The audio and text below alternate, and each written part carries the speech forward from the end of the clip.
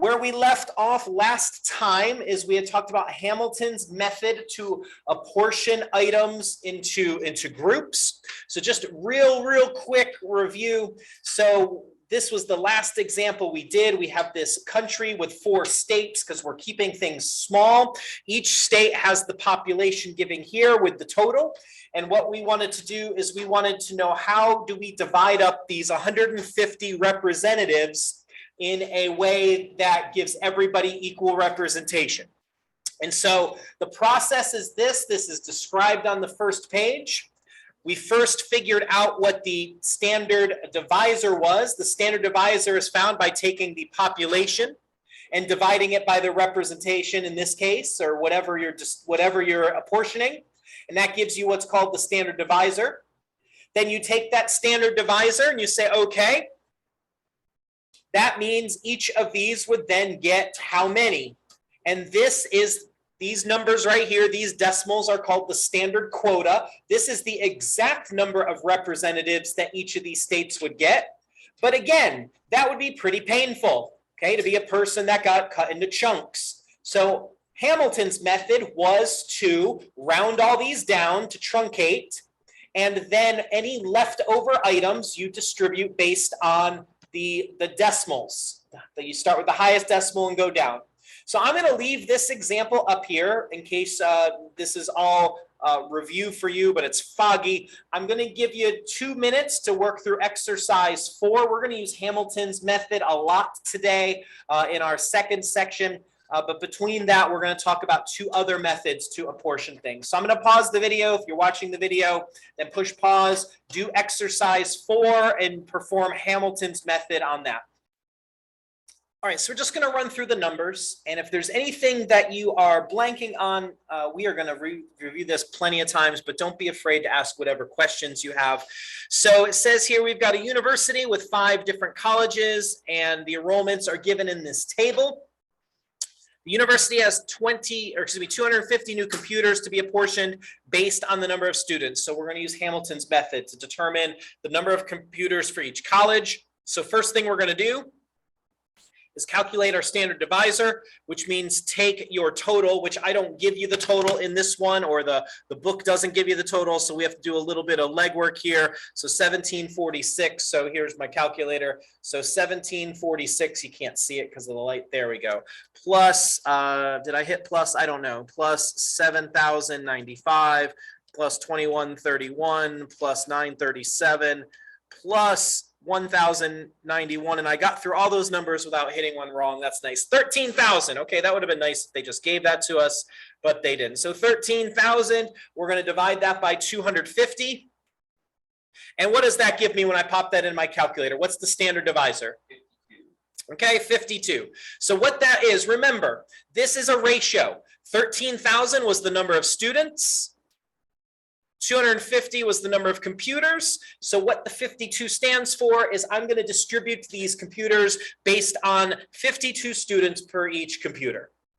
So now I'm going to go through my colleges and say, okay, the arts and sciences has 1,746 students. So 1,746 divided by 52 says they get 33.5 computers. I don't know how good that half of a 1 is going to work, but they get 33.5 of them. And so then the 7,095 divided by 52 gives us 136.44. The 2131 divided by 52 should give you 40.98. The 937 divided by 52 should give you 18.02. Whoops, that's an 18.02. And last but not least, the last college, 1,091 divided by 52 is 20.98. So remember, my standard divisor is the ratio of the number of students for each computer I'm going to give the college. And then these are the exact number of computers. But then we already highlighted the problem. You can't divide up a computer. Computers tend to be either an all or nothing thing. So here's Hamilton's algorithm. Hamilton's algorithm says truncate all these, forget the decimals, round down, whatever you want to call it. So that's 33 and 136 and 40 and 18 and 20. Pardon me. What do these 5 numbers here add up to? 247. Everybody get 247 there? Do I have agreement? Yeah. It's 247 computers. But we have 250 to give out. And so again, Hamilton's algorithm was, okay, we're going to take those final 3 and we're going to give them to the ones that kind of quote unquote lost the most. Who had the biggest fraction? Well, clearly the engineering college and the performing arts college, they shared in losing the most. They both lost 0.98 or basically almost a whole nother computer. So we're going to give them 1. And who gets the other one? Yeah, the 0.5 is the next biggest decimal. Does everyone see why I increased each of those colleges by 1? Are you with me on that? Okay. Well, then we're going to leave the business college at 136, the education college at 18, and then when I add that up, that should be 250, and that's Hamilton's algorithm. Now, one of the things I mentioned last time is this right here, what you're seeing math lived out in history, because then people quickly saw the weakness in Hamilton's algorithm was that there are significant chunks, like 0.44, there's significant chunks of people that were then without the adequate representation, because you're leaving off a lot. So the next method, we're going to need these charts, so I'm just going to leave that handy. The next method was devised by Thomas Jefferson. Okay, and so Thomas Jefferson did this. He said, okay, to apportion the items among groups, what you're going to do is you're again going to calculate that standard divisor like we just did, but then you're going to modify it. You're going to modify the standard divisor. This is done by trial and error. I'm going to call a timeout. I'm not going to make you go through the trial and error. Maybe there's one homework problem, but on the test, I will give you the modified divisor. You need to know what the difference between the methods is. Okay, or are, or whatever the proper verb is there. Okay, so I'm trying to keep this relaxed. I know that the trial and error gets frustrating, and I'm not trying to frustrate you. I just want you to learn a little bit. So we're going to modify the standard divisor. That's done by trial and error. If you're wondering where I got these from, I just went through and figured them out.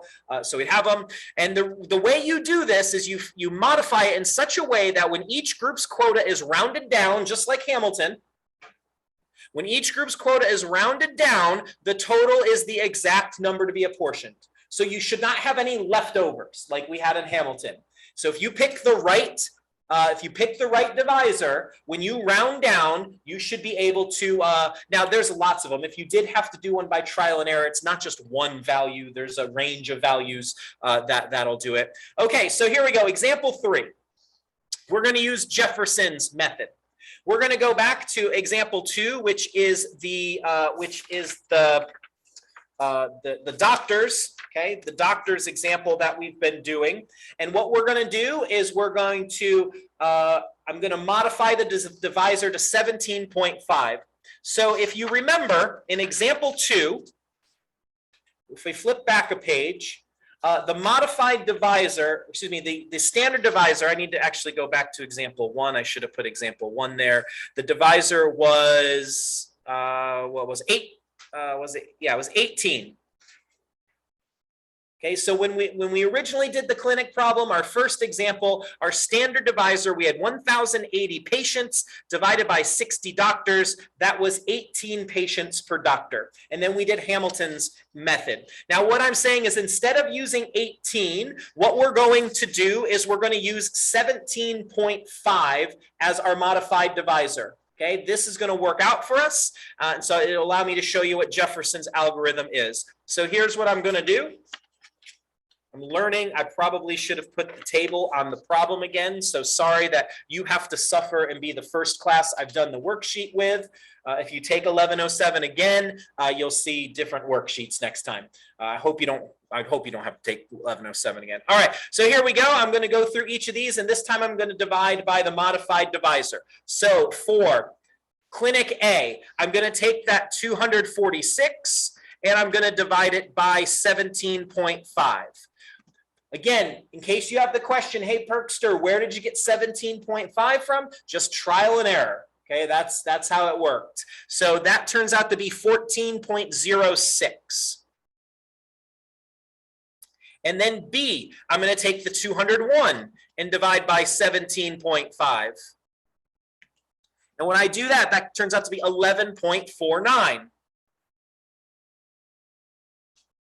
And then C, I'm going to take the 196 divided by 17.5, and that turns out to be 11.2. And then the 211 divided by 17.5 turns out to be 12.06. And then finally, the last clinic, the one that serves 226 patients, if we then declare that there's going to be 17.5 patients per doctor, that's 12.91. And what happens when you do a few of these? If you were to do trial and error, you learn that when you modify the divisor down, it raises all these values. When you modify the divisor up, it lowers all these values so that you can hone in on where you want to be. Again, that's not necessarily your problem, because I want you to be able to do these problems in a reasonable amount of time. And so then what Jefferson's algorithm says is I'm going to take all these now and I'm going to truncate. So when these numbers 14, 11, 11, 12, and 12, that should add up. If I picked a good divisor, which I'm pretty sure I checked this before class because I was nervous, that should add up to 60, and it does. Okay, that equals my 60 doctors.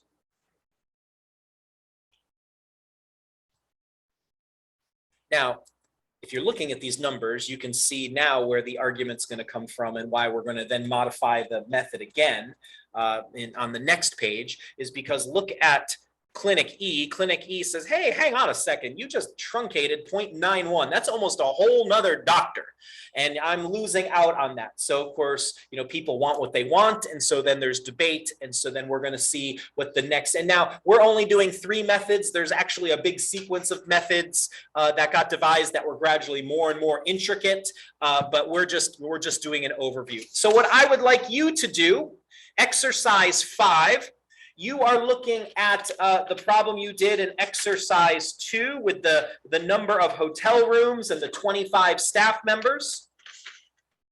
And if you look back at exercise 1, you see that the standard divisor we calculated there was 27. And so I ask you to go ahead and to change that standard divisor to 25.7.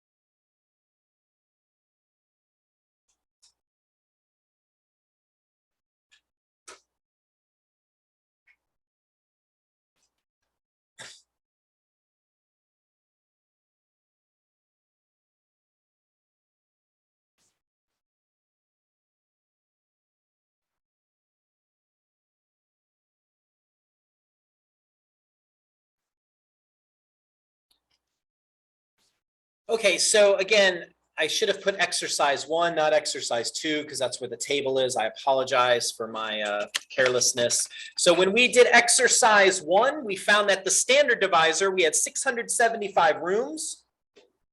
There were 25 staff, and we came up with 27 rooms per staff member that we were adding. And that's how we figured out our quotas before. But now, since we're going to use Jefferson's algorithm by trial and error, by determining, do I want to reduce these amounts or increase these amounts, I'm going to adjust this 27, and I said to go ahead and use 25.7 as your new divisor. So we're going to go through each of these. We're going to divide them by 25.7. And so what you should have got, hopefully, with the 306 divided by 25.7 is 11.91. And then 214 divided by 25.7 is 8.33. And then last but not least, the 155 divided by 25.7 is 6.03. Again, what you need to know how to do, I am going to give you the modified desire. I don't know about your desires, but the modified divisor on the test. Okay, you need to know the difference between Jefferson's method and the next one we're going to do, which is going to be called Webster's method. Okay, that's what your job is. So Jefferson's method said, okay, once I've used the modified divisor, I am going to truncate all these. So this becomes 11, this becomes 8, this becomes 6, and that should turn out to be 25, which it does. And there we go. So there's no reapportioning of anything in the Jefferson method. I've got one more for you to do. So if you have any questions about what's going on, so it's going to go to example 6, or excuse me, exercise 3. So exercise 3, this was the last problem we did in the last class. We have a small country with 4 states. So what I want you to do, please, is we found that the standard divisor was 50,000 people per legislator. We are going to modify that to 49,250, and we're going to apply Jefferson's method. I'll give you a couple minutes to sort through those numbers and see how you do.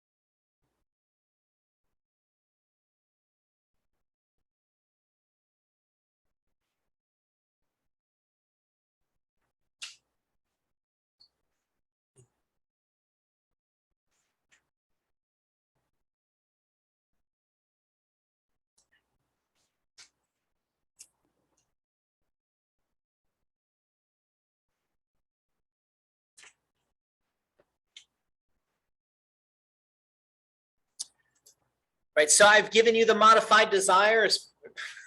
I'm going to do that like 9 more times. I know it. The modified divisor. I am a mess, everybody. I'm sorry. You deserve so much better than the Perkster, I'm telling you. Okay, so here we go. We're going to go through each of these states, and we're going to divide by the modified divisor and see what we get. So I've got the 1,220,000, and I'm going to divide that by 49,250, and that's going to turn out to be 24.78. If I get a wrong number, I'm just verifying, let me know. Then I'm going to take the 2,730,000 and divide it by 49,250, and that turns out to be 55.43. Then the 857,000 turns out to be 17.40. And then last but not least, I get 2,693,000 divided by 49,250, and that turns out to be 54.68. All right, so you can see the busy work on these problems is just doing doing all that dividing. And so then Jefferson method says truncate or round down, however you want to think about it. And those are going to be the apportions. Does that indeed add up to my 150 legislators? Yes. Okay, so I'm trusting you on that. I think that that's good. Okay, so that is the Jefferson response to the Hamilton method. But again, as I already pointed out, the Jefferson method doesn't always satisfy. So the next step in the progression was Webster's method. And this is where we're going to stop, because then the methods get more complicated, and I'm not here to frustrate. I'm here to hopefully garner interest. So Webster's method is very similar to Jefferson's method. You are going to modify the standard divisor by trial and error. I'm going to give that to you, such that when each group's quota is rounded appropriately. Okay, so now instead of truncating or rounding down, we are going to round by the appropriate rules of rounding. Okay, so 4 or less, you round down, 5 or more, you round up. And so you round appropriately, and then you want to do that so that the total is the exact numbers and you don't have to do any extra stuff. So my example, this is my last example for the section. I'm going to go back to example 1. And what we're going to do is we're going to take example 1 and we're going to modify that divisor to 18.1. So here is my table. We're going to modify the divisor to 18.1 and go through all the clinics and figure out what these new quotas are going to be. So when I do that, 246 divided by 18.1 turns out to be, boom, 13.59. And we're off to the races. And then 201 divided by 18.1 is 11.10.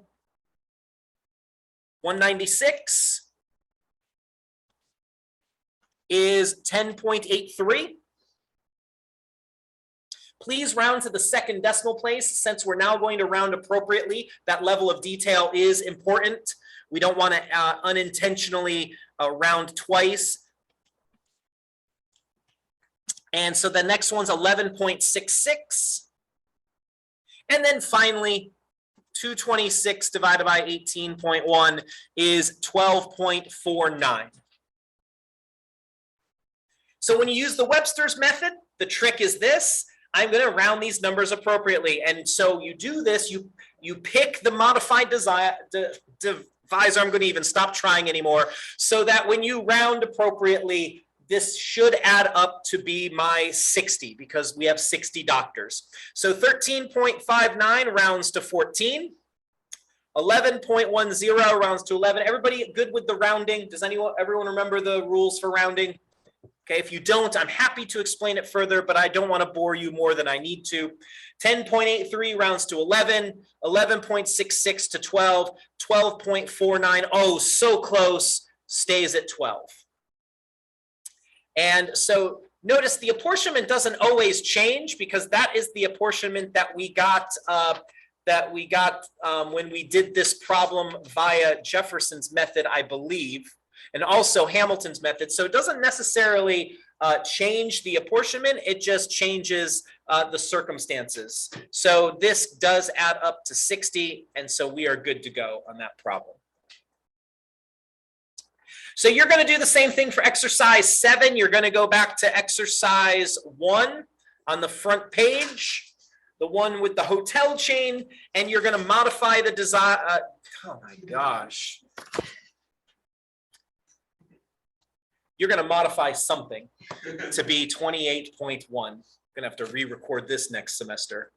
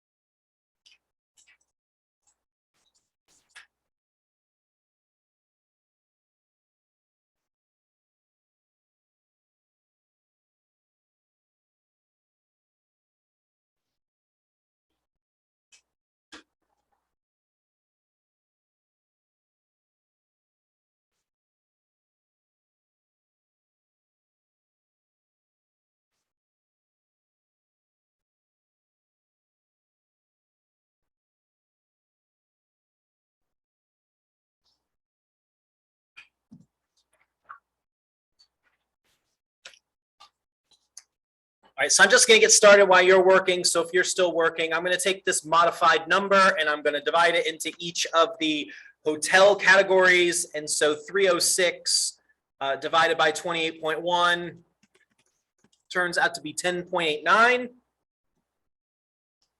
And then when we do that with 214, we've got 7.62. And then finally, when we do that with the 155, we get 5.52. And so we'll round appropriately now. So A goes to 11, B goes to 8, C goes to 6. Hopefully that turns out to be 25, and we have applied the Webster method. Last problem for this section. So if you have any questions, please dive in, ask them to me, and we're just about done. Yeah. On the last problem.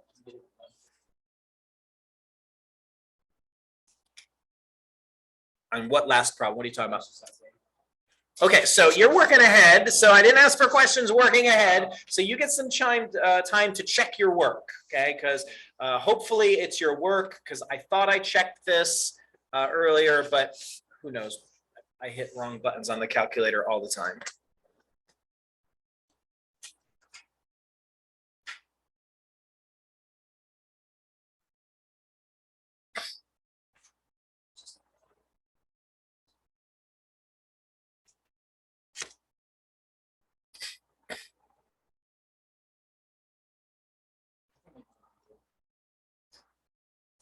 Brittany, did you get 150 or 1?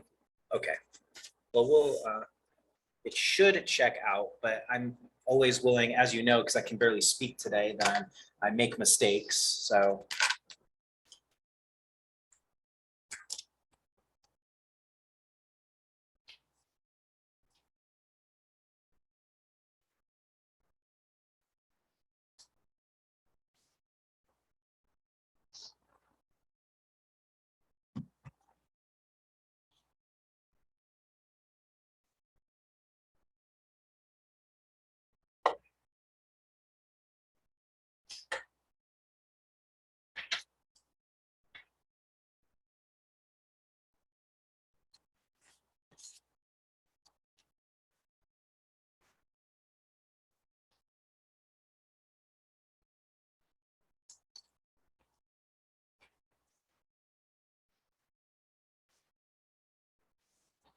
I'm just going to start the division process, dividing each of these by the 49,900. So keep going.